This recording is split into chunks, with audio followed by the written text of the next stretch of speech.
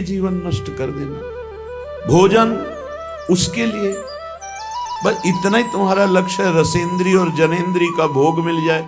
रुपया तो केवल भोग मिलता है इसलिए है, उसका कोई महत्व नहीं। वो महत्व है कि उसको हम भोग प्राप्त करने के लिए प्रयोग करते हैं, बस इसलिए रुपये में महत्व है। खास बात है रसेंद्री और जनेंद्री, इन दो के भोग। श्रीपाद कह रहे हैं अत्यंता शुचि बीभत्स देहादौ नैव करहिचित देहि दृष्टि प्रमादाद दप्यत्यनर्थ परंपराम। ये बड़ा गंदा शरीर है, बड़ा गंदा शरीर। क्या इसमें देव दुर्लभ कहा गया है, पर देवताओं में ऐसा नहीं होता। और निकल जाए तो सौरभ से वातावरण युक्त हो जाएगा, और आपके शरीर की हर जगह से दुर्गंध आती है, क्योंकि मल मूत्र बनाता है। विनमूत्र श्लेष्म पूषादिक भरितमिदम, इसमें क्या भरा हुआ है? मलमूत्र श्लेष्मा, गंदी चीजें। ऊपर से चमड़ी चिपकी हुई है, उससे आकर्षण होता है। अत्यंता अशुचि, बड़ा अपवित्र है। चाहे जहां स्नान कर लो, चाहे जिस तीर्थ में, एक रेशम के थैले में विष्ठा और मूत्र भर लो थैली में, और ऊपर से उसे कहीं भी डुबाओ, तो ये रहस्य जानने वाला कि इस थैले में क्या भरा है, वो कभी उसे छूना नहीं चाहेगा। चाहे जिस पवित्र स्थान में उसको गोते लगा के लाओ, यही लगेगा यह पवित्र है।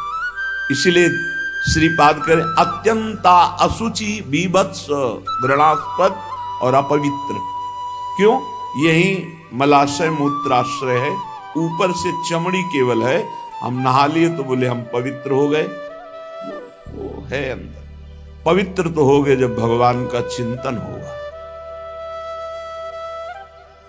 अगर भगवान का चिंतन नहीं तो आप कहीं भी पवित्र नहीं हो सकते। बाह्य और भीतर पवित्रता भगवान की स्मृति से है। अपवित्रः पवित्रो वा सर्वावस्थांगतोऽपि वः यह स्मरेत पुंडरीकाक्षम सवायाभ्यंतर शुचि। वो बाह्य और अभ्यंतर से परम पवित्र हो जाता है जो भगवान का स्मरण करता है। खास स्नान पवित्रता है भगवान का स्मरण। अगर बाहर से नहा लिया, भगवान से संबंध नहीं, भगवत भजन नहीं, तो क्या है? चमड़ी बरधोली, अंदर तो मलई मूत्र भरा है। अत्यंता अशुचि बीभत्स घृणास्पद देहादौ नैव करहिचित। इस देह से अपना संबंध मत रखो। यहां संबंध की क्या बात, मैं ही हूं ऐसा माने हुए हैं। इतना जोर का संबंध है कि ये हम भूल गए कि हमारी देह है। हम ये मान लिए कि मैं ही देह हूं। देख लो आप कैसे, तो आप बोलेंगे गोरे काले। जो दास को सुख मिलता है वो ब्रह्मा जी को भी सुख ब्रह्म पद में नहीं मिला, भगवत दासत्व। फिर जो सखाओं को सुख मिला उसकी तो महिमा ही क्या। जो वात्सल्य भाव से प्रभु को दुलार करते हैं उनके हृदय को क्या कहना। जो कांता भाव से प्रभु से प्यार करते हैं उनको कौन उपमा दे किसी से, क्योंकि वो अद्वितीय हैं। जो कांत श्री कृष्ण को मानकर आठों पहर उनमें चित्त को श्रृंगार भाव से जोड़ते हैं। और ये तो महामाधुर्य रस वृंदावन नित्य विहार। यहां जब चित्त स्पर्श करता है तो मोक्ष कड़ुआ लगने लगता है। मोक्ष सुख भी थुत्कीकृत हो जाता है, जिसे कड़ुआ हम स्वीकार नहीं कर सकते, थूक देते हैं। ऐसा श्रीपाद प्रबोधानंद जी ने कई बार वर्णन किया। तो महाप्रभु हरिवंश चंद्र जी भी कहते हैं विभेम कैवल्यता। ये तो भयावह है मोक्ष पद, भय लगता है इससे। श्री रूप जी ने कहा कि ये तो पिशाचिनी है। जब तक ये भुक्ति मुक्ति पिशाचिनी लगी रहेगी तब तक प्रेम नहीं प्रकट होता है। भोगों को भोगने की इच्छा रूपी पिशाचिनी या मुक्त हो जाने की पिशाचिनी। ऐसा महापुरुषों ने जब प्रिया प्रीतम के प्रेम रंग रस का रसास्वादन किया तो मोक्ष मुक्ति पिशाचनी लगने लगी, भयावा लगने लगी, कड़वी लगने लगी, थुतकी कृत्य हो गई। फिर और कौन सा सुख बचा? सर्वश्रेष्ठ महासुख आत्म सुख जीवन मुक्त महापुरुषों को प्राप्त होता है। लेकिन प्रेम सुख के आगे ये सब सुख फीके हो जाते हैं। इन्हीं बिलोकत अति अनुरागा, बरबस ब्रह्म सुख ही मन त्यागा। ब्रह्म सुख का भी त्याग करके मन प्रभु के रूप रसासों का रूप का आनंद प्राप्त करने के लिए विकल हो गया। जनक जी महाराज का और ज्ञानियों की और ब्रह्मबोध संपन्न महापुरुषों की तो अलग वृत्ति रही। ये तो बड़े बड़े ज्ञानियों की गुरु है। इसलिए श्रीपाद कह रहे कि तिक्ति भूता विमुक्तिर विषम निरय वदभाति सर्वेन्द्रियार्थाः सर्वे भोगा भवन्ति प्रबल गरल वन्युद्भट ज्वालकल्पाः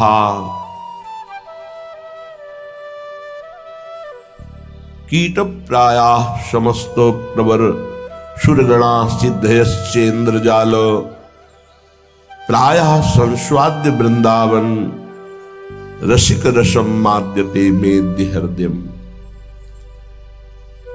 जब आपको प्रियालाल का थोड़ा भी प्रेम प्राप्त होगा तो तिक्ति भूता विमुक्तिर,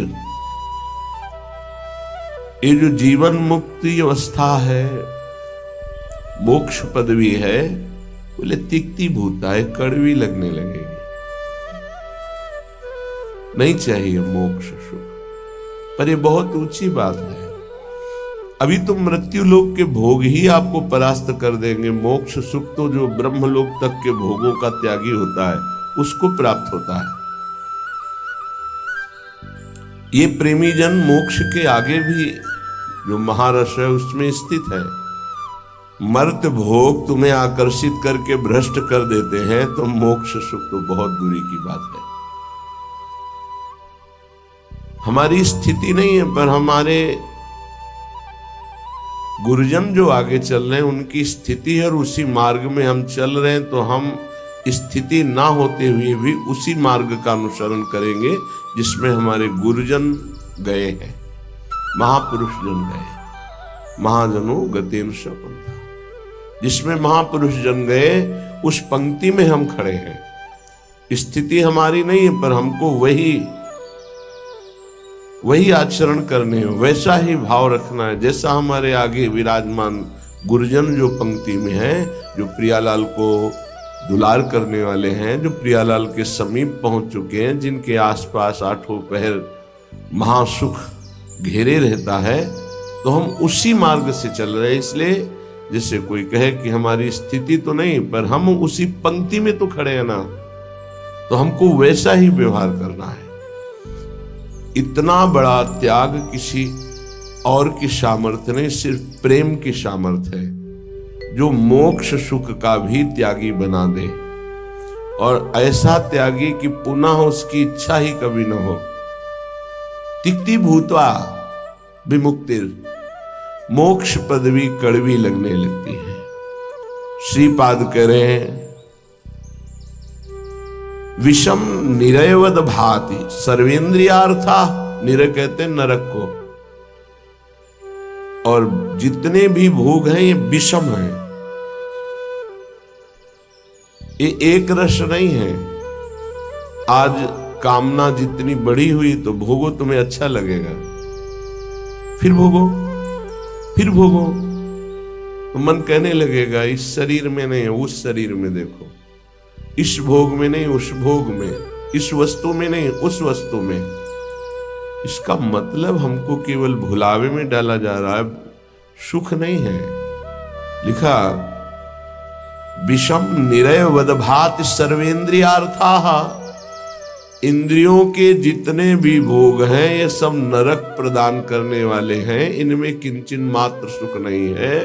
श्री कृष्ण चंद्र जी ने गीता जी में कहा दुख योनयः, अर्थात केवल ये दुख प्रकट करते हैं। पक्की बात है, सच्ची बात है। अज्ञान के कारण आपको ऐसा लगता है कि इंद्रियों के भोग भोग कर मैं सुखी हो रहा हूं, लेकिन सत्य विषय यह है कि जब उनको भोगो तो अंदर से आता है कि जो मैं चिंतन में सुख प्राप्त कर रहा था वो तो है ही नहीं।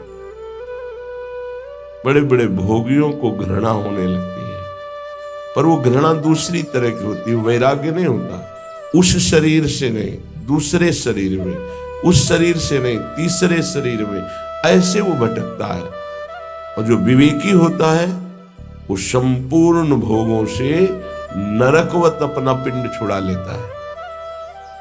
इन भोगों के भोगने में तुम्हारा चिंतन प्रधान है और कुछ नहीं। ध्यायतो विषयान पुंसास संगस तेषुपजायते। यदि तुम विषय चिंतन न करो तो किसी विषय में सुख नहीं है। तुम्हारा जब एकांत में चिंतन बनता है तब वो तुम्हें चिंतन के कारण सुखानुभूति होती है, ना कि उस विषय में सुख है। जैसे एक कुत्ता सूखी हड्डी लेकर एकांत में भागता है कि मेरे सुख को कोई छीन न ले, और जब चबाता है तो उसी की गलफरों से रक्त स्राव होकर हड्डी में दिखाई देता है। उसको लगता है इसमें रस है, इसमें पावर है, कुछ नहीं। ऐसे ही अज्ञानी पुरुष के द्वारा समस्त भोगों के भोगने का जो चिंतन है, वही चिंतन उसे सुखानुभूति कराता है, न कि भोगों में। नहीं तो भगवान की आज्ञा मानो, अनन्यस चिंतयन्तो माम, केवल भगवत चिंतन हो, फिर हमको परिणाम बताओ कौन सा भोग तुम्हें सुख प्रदान करता है। घृणा हो जाएगी। ये भगवत प्राप्त महात्मा कह रहे हैं, इनके वचनों को मानना चाहिए, अनुभव में नहीं उतरना चाहिए। ऐसा दलदल है भोगों का कि आज तक कोई अनुभव करके नहीं निकला है। जब निकला है तो रो के असंतुष्ट होकर के ही छोड़ा है। कभी कोई ऐसे भोग नहीं छोड़ पाया कि बहुत भोगा, हमें तृप्ति हो गई, अब मैं जा रहा हूं भगवान की शरण में। ऐसा कभी नहीं हुआ, एक भी नहीं हुआ।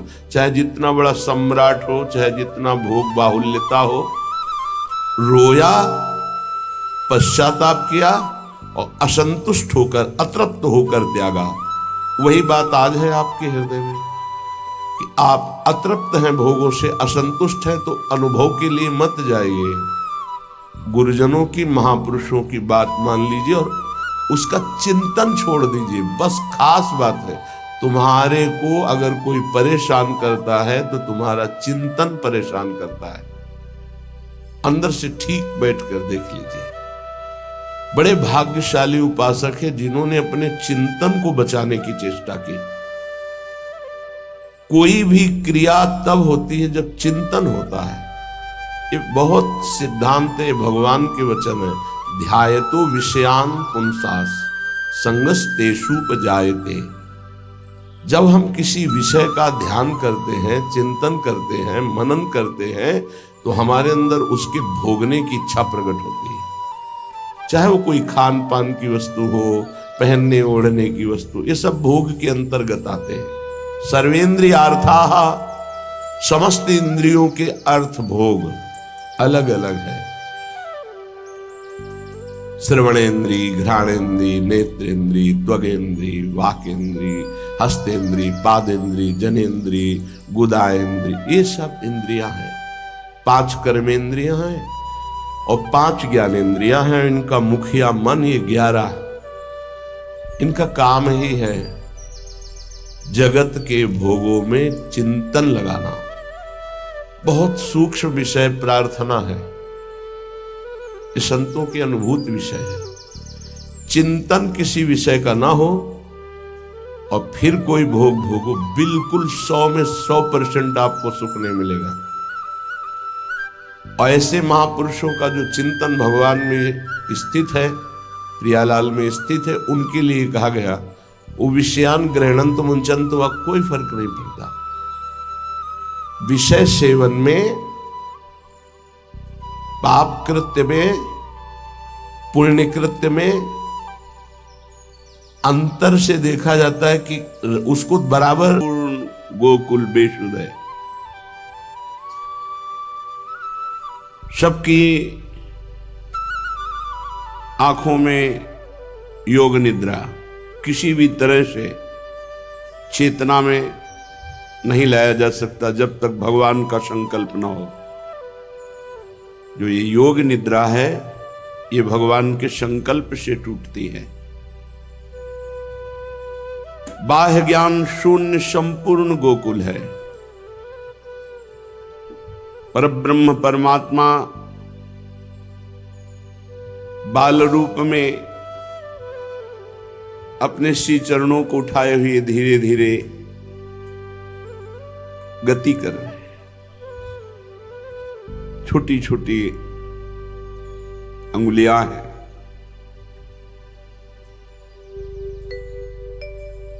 अभी नेत्र खुले नहीं, आप भी अपने नेत्र बंद किए हुए हैं।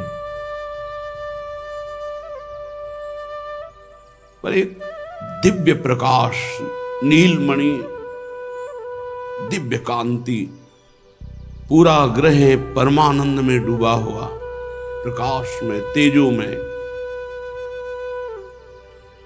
सबको मूर्छा है।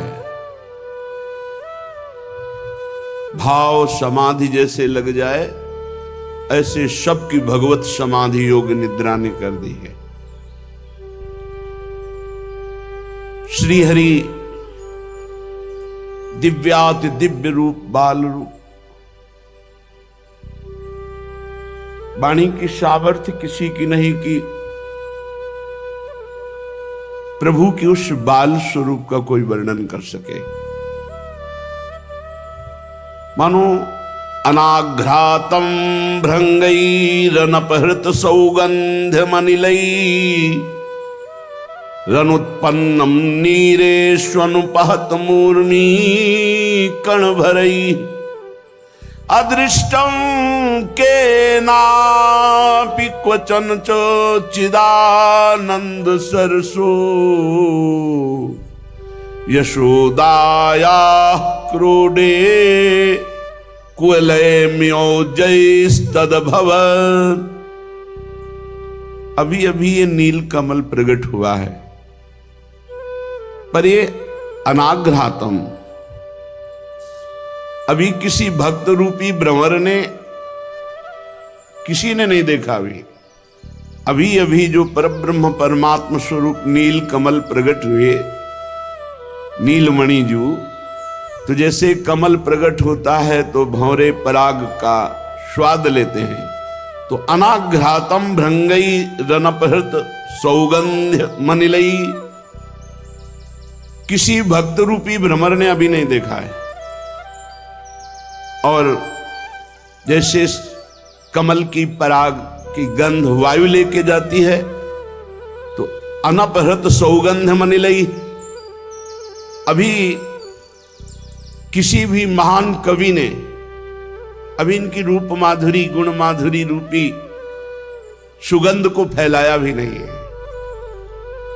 रणुत्पन्नम नीरेष्वनुपहत मूर्मी कणभरै, जैसे कमल जल में जब खिलता है तो लहरें अटखेलिया लेती हैं तो कमल हिलता है। तो कह रहे हैं इस संसार रूपी जल में प्रकट तो हुए हैं, पर उनकी तरंगों से ये हिलने वाले कमल नहीं हैं। ऐसे अतुलनीय सौंदर्य माधुर्य रूपी प्रभु अभी अभी प्रकट हुए। चिदानंद रस सरोवर में मानो नील कमल प्रकट हुआ हो। अचिंत्य लीला महाशक्ति को भगवान ने प्रेरणा की कि हमारा तो कोई रुदन सुन नहीं रहा, हमारी तरफ कोई देख नहीं रहा, तो सर्वप्रथम योग निद्रा हटी रोहिणी जी की। आंखें खुली तो देखा नील प्रकाश संपूर्ण नंदालय में।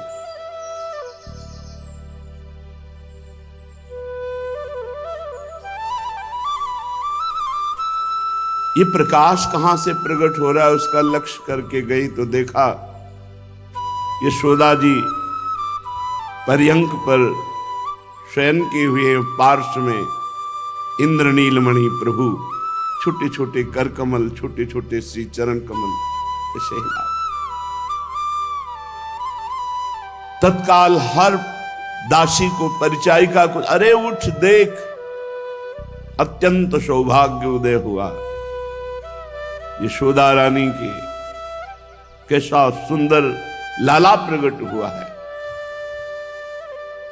शिशु का सौंदर्य इंद्रनील द्युति कांति,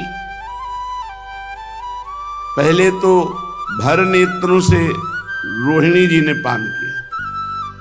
सब दासियां जो शास्त्रों की संख्या में, नंद बाबा के पास वैभव की कमी नहीं, जहां लक्ष्मीपति स्वयं बालक रूप में आ रहे वहां वैभव